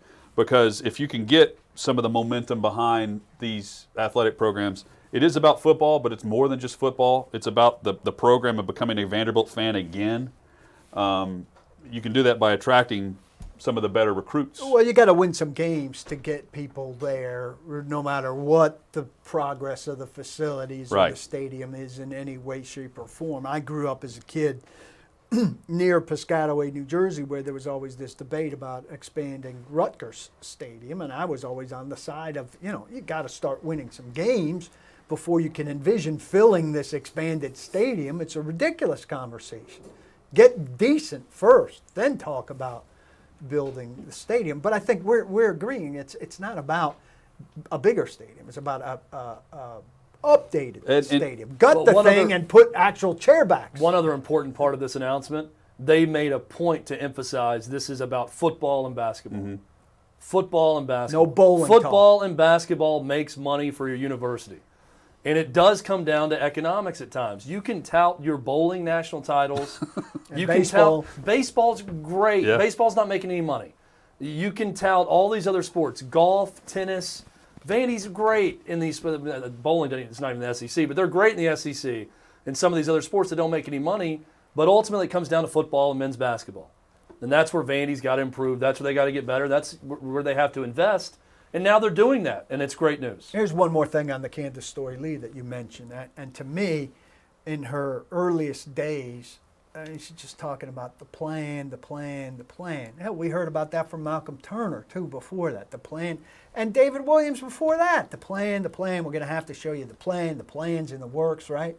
We're making fun of it all the time. Well, can't do anything, can't say anything. We've got to see this master plan. What was it? They had some terminology for the plan that was fancy words for the plan. TPS report. Yeah, whatever it was, right?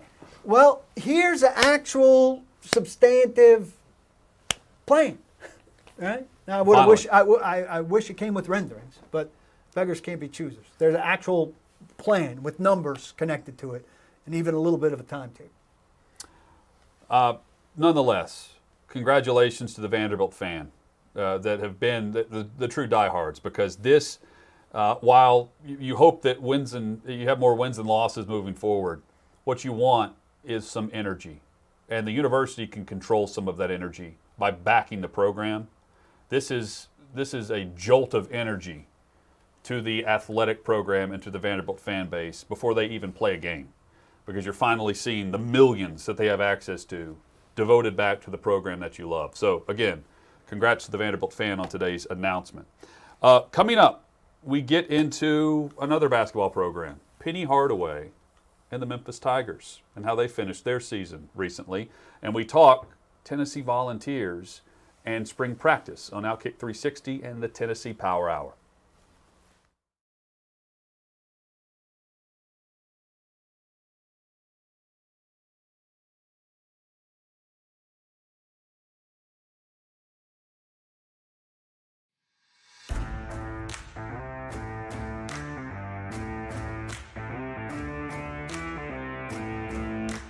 How I met David Reed. He was around the radio station all the time, and I thought he was a great guy. We wind up in conversations and stuff. And then I won a suite to Nashville Predators game, and Hutton and Withrow were both doing high school basketball championship games, and I needed somebody who was a co-representative of the station. Reed wasn't our producer yet, but I invited him, and I thought, this guy plays softball, he'll come out and drink some beers with us. Found out that night Reed doesn't drink. But turns out his fiance, the lovely Lindsay, was in the box, so I was really Cupid in terms of getting them together. And we've grown to be great friends. Couldn't be more thrilled that he's at Outkick 360 with us. One of the greatest guys you'll ever meet, and so skilled at what he does behind the scenes. He's a bigger part of the show than anybody knows.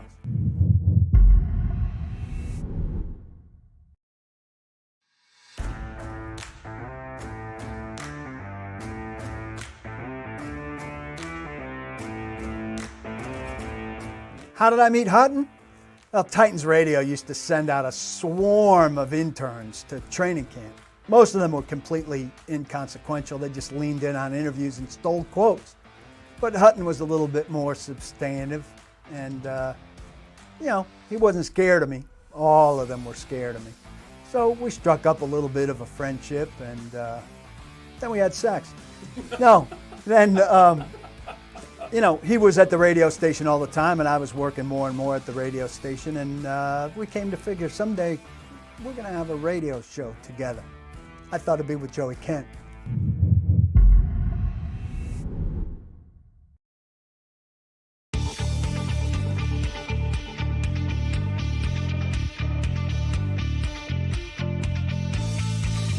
How did I meet Paul Kuharsky?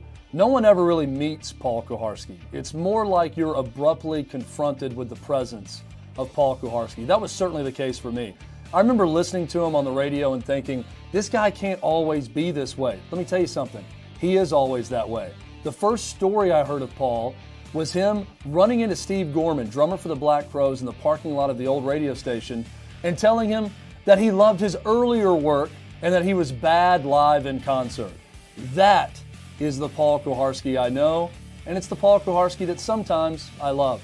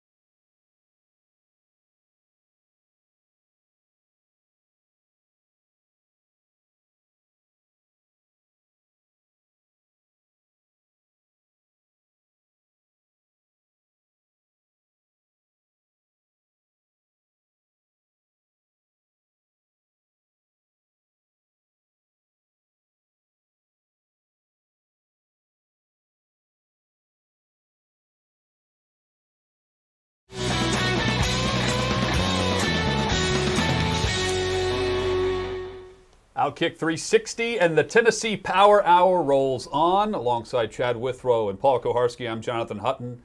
Shout out to the great crew, Jacob Swanson. We call him Jakob. He is the bath salt bandit. Lance Lee is Pants Lee, and David Reed is the chairman of the board. Emma Notestein making the show happen for us remotely as well. If you're watching on YouTube, Give us a subscription. We would certainly appreciate the thumbs up and the like there. Retweet on Twitter at Outkick360. And shout out to everyone in Knoxville listening this evening. Fox Sports Knoxville and Fan Run Radio. Also available wherever you get podcasts. So we joke about all the outlets you can find us, but you really can find us just about everywhere. We're on Apple iTunes. We're on Spotify. We joke that we're on Hinge Stitcher. also. Go Farmers through, Paul. You Love. know these better. Tune in. Farmers Tuned in. Love. Some of Google these rules I'm Play, not. Stitcher, Audible, J-Date. J-Date. A lot of different places for you our, can find us. Jewish audience. Yeah. Really, you can find us anywhere is what we're trying to say. So subscribe, like, give us a listen. We're there for you on your drive home every day. And, of course, if you're watching right now on YouTube, interact on the YouTube chat. If for nothing else, just to give Paul Kuharsky some entertainment throughout the day, to look at this chat and tell us about the raging dumpster fire that it's become. Drew Four Doors in the Periscope / Twitter Live says, thanks for covering the VU news, guys. We don't get much airtime. And I said, of course, Drew, it's news of the day. We're It always is. going to talk big news of the day. And in the Tennessee Power Hour, if there's news in the state of Tennessee, we're certainly going to talk about that. So here we are. Shout out, speaking of news over the weekend, congratulations, David Poile, headed to the Tennessee Sports Hall of Fame, Predators general manager. They announced that late last week and then aired that over the weekend during one of the television broadcasts. And props to his team right now. Yeah. They've won 5 straight games. UC Saros named the 3rd star of the week across the entire NHL for his play. Unfortunately for him, he's recently on the injured reserve day-to-day, as is Forsberg, Duchesne, and Ellis. But they are playing at a high clip right now, so much so that Paul Kuharsky and Chad Withrow are betting the money line on the Preds to win. Won money on them. When we started this show 2 weeks ago, that was not the case. Well, we might have been against them. Oh, who are they playing? Someone asked me, what are you betting in hockey tonight? I'm like, who are the Preds playing? That's who I'm betting. I'm betting on them to have success. Not the case right now. Far better timing for the Poile announcement. Good job, Brad Willis, than 2 weeks ago. Yeah. Well, currently tied for the final playoff spot right now, the Preds. And David Poile somewhere is saying after that win last night, well, that ought to shut these people up. At least for the time being, they're shutting people up. I think I just hope early in the playoffs they let teams play teams from outside their COVID division. What a joy that'll be. Well, the next step is to see what they do at the trade deadline with their current roster. We hit that last week, but worth following if you're a Tennessee sports fan. The Predators, looking like the Predators of a couple of years ago when they got into the playoffs as the 8 seed and had some hot goaltending and rode that all the way to the Stanley Cup final. Not saying that's the true expectation right now, but they're at least playing at a clip that's respectable, and not playing like a team that has lost all hope as they play out the backstretch of the season. Speaking of a little hope, the Memphis Tigers basketball team and the program led by Penny Hardaway, year 3 for him, and they finish by winning the NIT. Now, let's put the qualifiers out there. Not a 32-team field this year, just 16 because of COVID. They play this not in New York, but they played in Frisco, Texas. North Texas is where they played this tournament. But nonetheless, they finish on a run where they won 11 of their final 13 games. The only 2 losses in those 13 matchups were 2 games against Houston. They lost in the regular season to Houston on a very close matchup, and then lost in the conference championship of the American Athletic Conference in a championship matchup against Houston. On a banked-in 3-point shot at the buzzer. Other than that, they would have been in the tournament. Penny Hardaway's team was playing at a very high level given what we expect of the Memphis program. The last time they won the NIT, John Calipari went on to make 6 of the next 7 NCAA tournaments. They made the NIT in 2002, and Coach Cal took them on quite the run before he bolted. What can Penny Hardaway do? Because his comments yesterday after beating Mississippi State were, we hope to win future championships, and he was saying the NCAA tournament. He's not saying the NIT, which is what you would hope that he would say in a moment like that. You mean he wasn't referencing the CBI that he hopes to win one day? No. No one thought when Penny Hardaway was hired that they would be celebrating an NIT championship in year 3. It's been a disappointment. There's no way around it with Penny Hardaway, but they closed very strong. So they do have momentum. I don't know And how much momentum transfers from one season to the next. The momentum transfers with the players. They're going to keep recruiting well, too. So you know They don't they're have going to any have seniors. talent. 0 seniors on the team. Yep. And you know they're going to have talent on that roster. So you should expect big things from Memphis a year from now. Would they not have gone to NCAAs last year? So that kind of interrupted I don't his think so. flow. No? I need to go back and look, but I think they were on the outside looking in. Maybe they would have been an at-large. Let me see what they were last year when the season ended. I was thinking that they were getting in last year. So that screws up his whole, Hardaway, 3-year resume. He says this is just the start. But that's the expectation that he set forth, right? Like, the expectation is Memphis will get back to the Memphis Tigers of old. That's the expectation when you hire him. Right. That's why you're hiring Right. him. He is the Memphis Tigers of old. Yep. Well, I mean, in the moment they hired him, immediately he was getting great players. So the thought was, well, he's going to go in there and just get one and dones, and then they're going to be gone, quickly. James Wiseman, who was ineligible for his 1 year that he was at Memphis for most of the season, but you get players like that, the expectations are obviously going to be very high. This lends itself to a little bit of a conversation. I mean, if you're a Memphis kid, do you know who Penny Hardaway is for sure? Yes. Just because of the Memphis legend? Yeah. But if you're not a Memphis kid, beyond that. AAU legend. The high schoolers right now grew up with Penny Hardaway donating Nikes to their middle school basketball programs. in Memphis. In Memphis. Okay. Inner city Memphis. They know Penny Hardaway, and he is a superstar. So to them. number one thing is keep the locals home.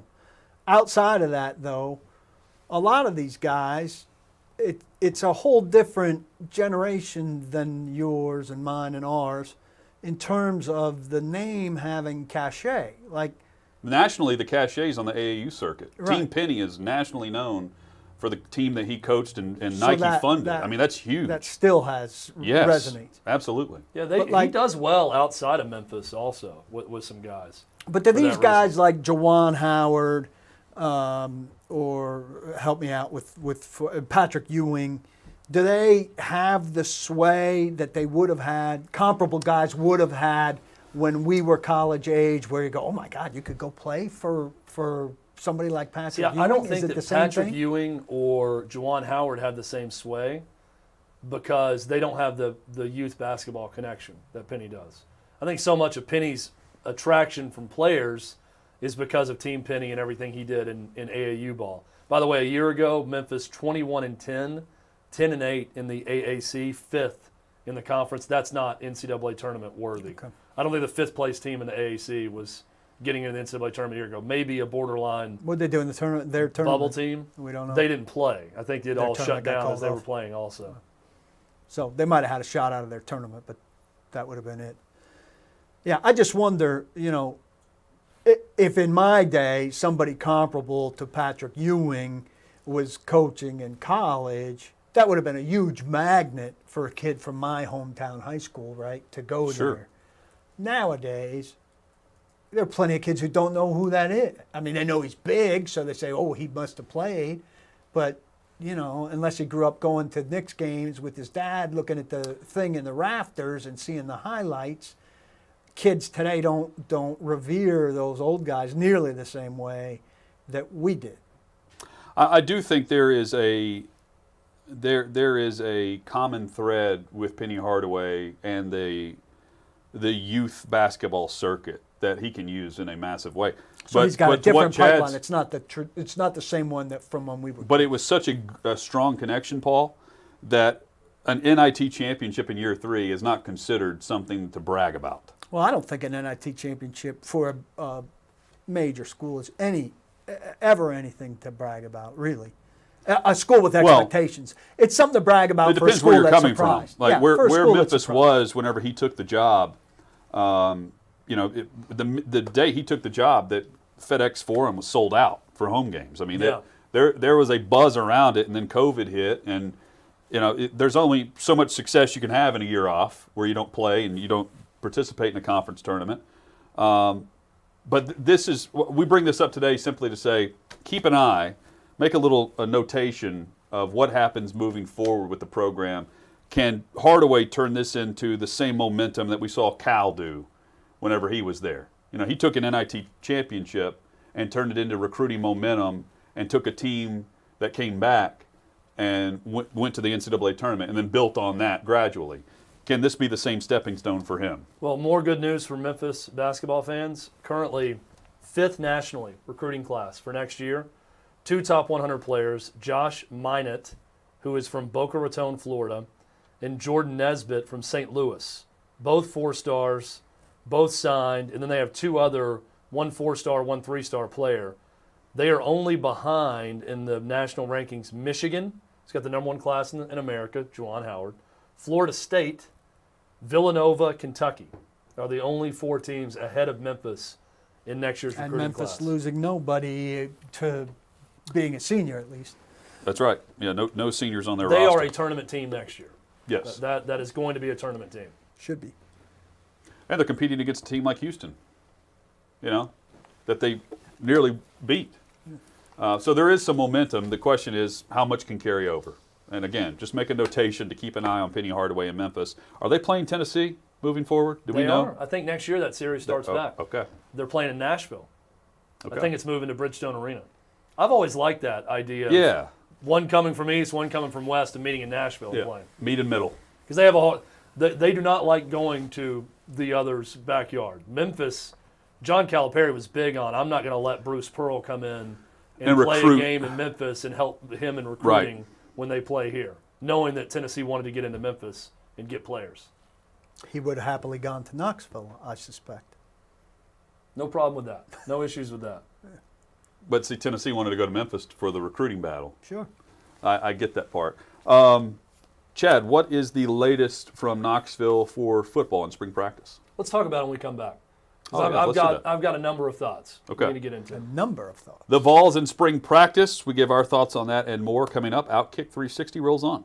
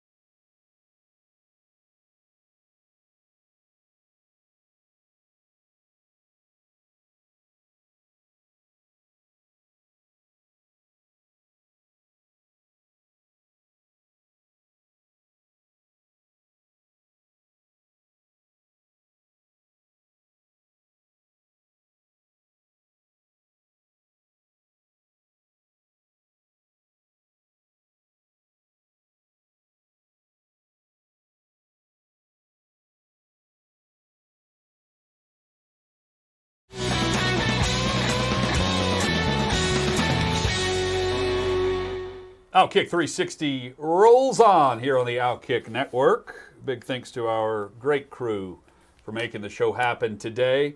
We will give you our regional finals picks from FanDuel.com/OK360 coming up in just a moment. First, Chad, your big takeaways from the weekend of spring practice on the Hill in Knoxville. It's all about speed, Hutton. It's all about speed. And I'm not talking about actual running ability. I'm talking about The drug? speed, yes. Tennessee's got a secret weapon this year, and it's not their linebacking core. It's amphetamines. No, I'm kidding, of course. Speed of picking up the offense, speed of processing information, speed of knowing what to do, speed of snapping the ball with over 30 seconds on the play clock every time. That's who's going to win the quarterback job at Tennessee. I've been saying all along, I think Hendon Hooker, the transfer from Virginia Tech, is going to be my odds-on favorite to be the starter. I'm hearing more about him than anyone else. Brian Maurer also tweeting out this is the first time he's been fully healthy in his time in Knoxville, and there are some people saying don't discount Maurer in this offense. And I noticed the offensive coordinator at Tennessee, Alex Golish, was saying that in comparing the quarterbacks, what he brought up with Maurer was great athlete, great arm. He said great a bunch, but didn't say a lot about the processing of information quickly, but just that the physical skills with Maurer was there. And the other big takeaway, they really like the offensive line. Said, they're going to put the pads on soon and find out a lot more, but just looking at them physically and the power they play with, they love a player like Cade Mays and some other guys in that roster. So, look, they're going to be at a big-time deficiency when it comes to certain positions like linebacker, with now To'o and Crouch both gone. But there's going to be some spots where Tennessee's going to be okay. I don't think they're going to be SEC good at many positions, but I think there's a lot to like a receiver. There's a lot to like in the secondary. I think eventually, even with losing Chandler and Gray, Tyon Evans is top running back prospect in JUCO. They like Jabari Small out of Memphis, who got some carries a year ago. What do they do with a guy like D. Beckwith, who's 6'5", 230, who played running back a year ago? They're keeping him there right now, who's a very unique athlete. So, well, can the offensive line, you mentioned it. Yep. Can they play up to a certain level that they didn't meet week in and week out last year? If they do, they can mask some of the deficiencies that they have on offense across the board, and they can allow their new running back core and group to grow and progress as the season moves on. If they can't, it's going to be a long season. We're going to know a lot about Tennessee's offensive coaching this year. How much of that offensive line deficiency was players not meeting expectations? How much of that was being poorly coached? And we're going to know a lot about that with how Tennessee plays offense this year. I have no expectations about Tennessee's defense being good at all, especially because they're going to be playing so fast, it's going to put them at even more of a disadvantage. And Salter here falls behind because he's on the shelf. So he's a non-factor, and once he resurfaces, presuming he resurfaces, he's playing catch-up right out of the gate. Yes. I really liked, we talked about this a little bit last week, but I really liked what Heupel said about the guys that are suspended. Because I think you can table a coach's comment about there's high standards here and we're going to let he said all those things, but he also said we're going to do all this while being true to our guys and our players. In other words, we're not kicking them off the team. I read into that as it's a misdemeanor drug charge right now. It's in the university's hands. Never went to Knoxville PD. It's all a campus police issue, so it's a campus problem.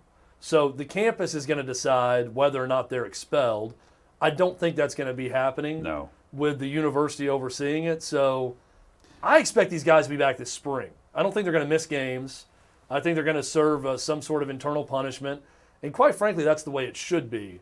But I did like the way Heupel, I thought he couched it in a smart way by saying, we're disappointed. We're going to ask guys to live up to a standard, but guys make mistakes. We're also going to be true to them as players in our program and not just throw them out because they made a mistake. I thought that was smart. Going as well to the O-line comment, just to wrap things up as we move forward and watch them throughout the spring, the pace of play, you mentioned the speed aspect. How much does that affect the offensive line and the play? Because these are big men. Right. These are huge guys that Tennessee has on the offensive line. I mean, Jeremy Pruitt came in and said, there's not enough big men on this roster when he first saw Tennessee. So what'd they do? We saw all those stats about it was like 18 pounds per man heavier Tennessee was in the offensive he said, line. he But now said look he at who couldn't they're tell, recruiting. He They're couldn't tell recruiting between guys. the tight end and the left tackle. for Yeah, instance. and they're recruiting guys who are 305 pounds, right? 6'6", 305, not 335, 340 pounds. So how can they sustain with this fast-paced offense? Huge question mark. FanDuel.com/OK360, the website where you can sign up and get some great odds and some great options for first-time users and for current FanDuel users. FanDuel.com/OK360. Our picks for tonight in the regional finals. We are, and Paul, correct me if I'm wrong, I think Chad and I agree. We're taking Oregon State plus 7.5 against Houston. I think Chad may take Oregon State in the money line. I like Houston to win, but Oregon State, again, I think they could. I don't win want to be outright, fooled again but by I them. would go with the points. Baylor -8 against Arkansas. We mentioned earlier in the show, Arkansas's pace of play is similar to that of Baylor's. I think that plays into Baylor's hands a bit because they face Villanova, they face Wisconsin, which is all about limiting possession, slowing the pace of play down. Arkansas wants to push the issue. Baylor does too. This is going to be a game of runs. Ultimately, the better team is Baylor, so much so that we're giving the points in tonight's matchup. I've changed my mind over the course of the show. I'm going Arkansas. Why? SEC. SEC. Yes, I'm going Arkansas. No, not because of the SEC. I don't know why. I keep going back and forth. But I think Arkansas keeps it close tonight. I do. Against Baylor. Not winning. That's my personal pick. Look, we're all losers up here when it comes to this. So believe who you want. You can believe Hutton. You can believe me. They call it wagering for a reason. It's a gamble. It's tough. If it was easy, everyone would do it and everyone would win all the time. I'm telling you that Arkansas covers the 8.